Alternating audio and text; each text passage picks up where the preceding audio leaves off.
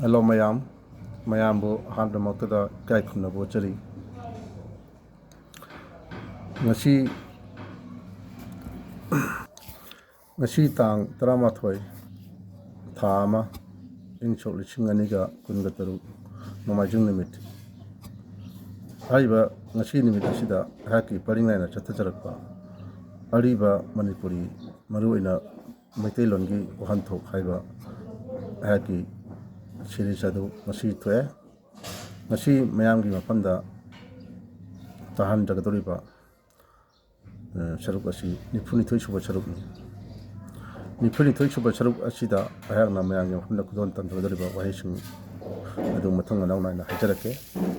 Ahanba wahida urep char Anisuba wahida turai irei chanba. Suba wahida thabi hana uba. Marisuba wahida thaja. Suba wahida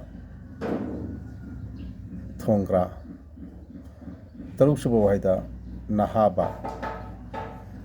Suba wahida nuin no. Suba wahida nongyaicha. Suba wahida ongthang chari tattaba. Suba amadi aroba wahida matomde. Hariba wahid tarasi mayamgi mafamda kudon tanjarake mayam tabiyo.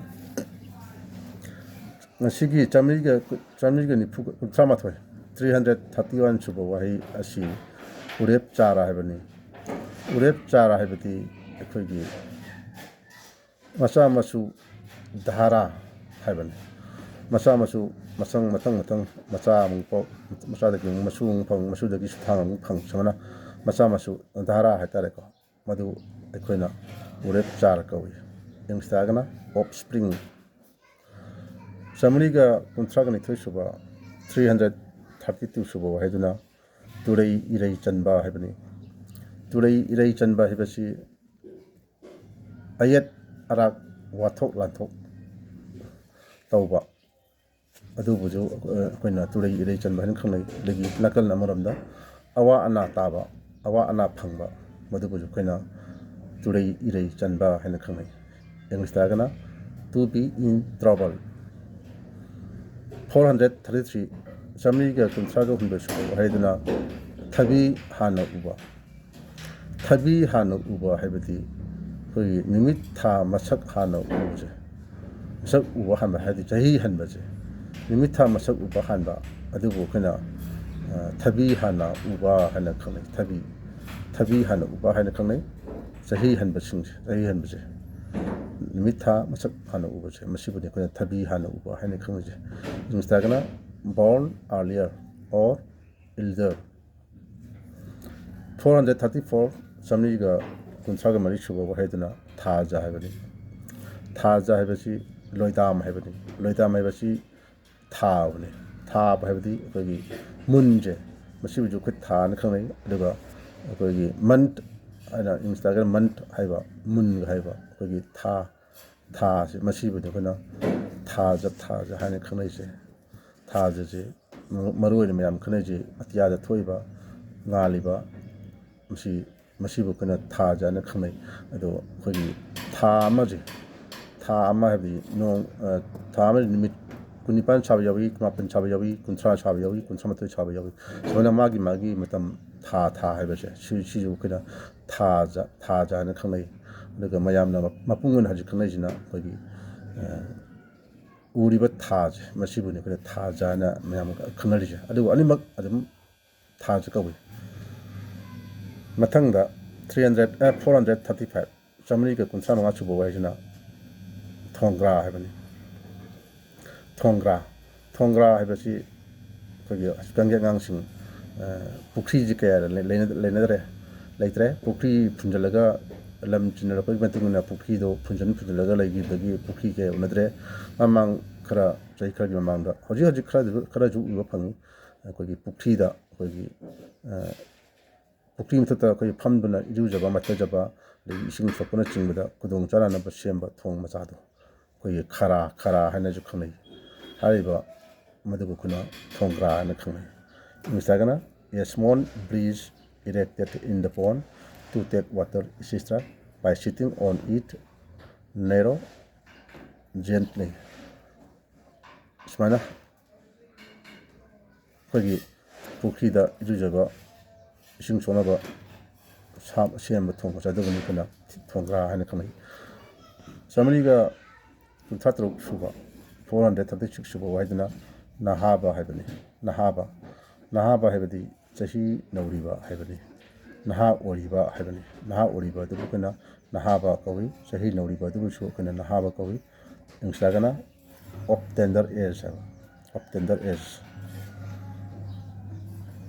Matang Samariga kunthatret 337 suba waidana nuin nong haibani. Nuin nong mayam tasan biyo nuin nong haibani. Nuin nong haibani nong natiko. Kagi nupa amana nupi thirin tanda nupi dagi mapamda yaung inba matamje. Yaung inba na kagi nupi memda nupa tuna laigi bache. Matam kragi laigi bito. Madubuni kuna nuin nong haibani. Yaung inba matamda adubuni nuin nong haidi ingsta. The time when a man stays in the parental house of his wife haiba. Matang Samariga kuntraka nipan suba 430 suba haidana nongyai cha. Nongyai cha haibasi kogi nongyai di kuman haiba. Kuman yek slai kuman jumnak kuman yek uba adubuni. Duga cha nongyai cha di macha haibani. Adi kuman macha haitare. Hasana da jumnak na kuman uba yek kuman uba adugi nupa uba chingdo. Madubu kuna nongyai cha na kangaje. Insagana men of Kuman clan. Matangda 439 suba Samariga kuntraka mapan suba waidana pongthang sari tattaba. Pongthang sari tattaba haibadi kogi miron matang sum sandagi bado. Adi samna da kogi hajika na kogi Manipur chanari basi nupagi macha masuje matang nupa yaga matang sandagi bado. Karim kanda kogi nupa yaga kanda nupi matar pokta gadi madu mari tappa kaure hetare magi charon kogi miron matang tatpa han kautare hajikijana tattaba hetare adi miron je matang tattaba kogi cha chu singje matang yaga laiba hetare ko masibani kana pongthang sari tattaba hebadi kogi samna de ingsta unbroken clan of generations habani araiba wahai kogi 440 suba Samariga nifu suba wahai asna matomde habadi masida sunatte heba masida sunatte ate chu lairi heba matomde habadi ingstagana besides asumna hariba wahai tara se masigi oina mayang panda kuton tamjari matang sande nimita akogi tongan ba ariba wahai singi artajo amu ayak mayang panda yon tamjarake aduna mayang panda mauna haki series haki paring asibu nuksibiduna share tobiyo like tobiyo habse mayang panda roibana tamjage asigidi matang asida loisinjarage yaifare imale pak maripuna yaifare